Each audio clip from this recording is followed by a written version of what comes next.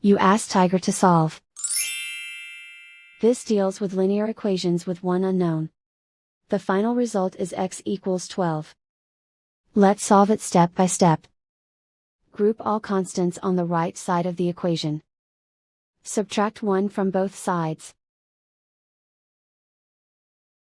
Simplify the arithmetic.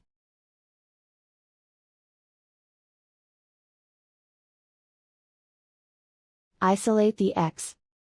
Multiply both sides by inverse fraction 4 over -1.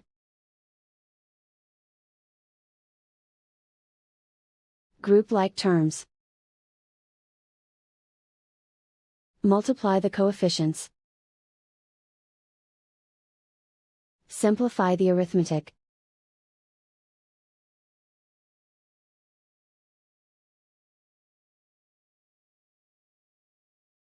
And so the final result is x equals 12.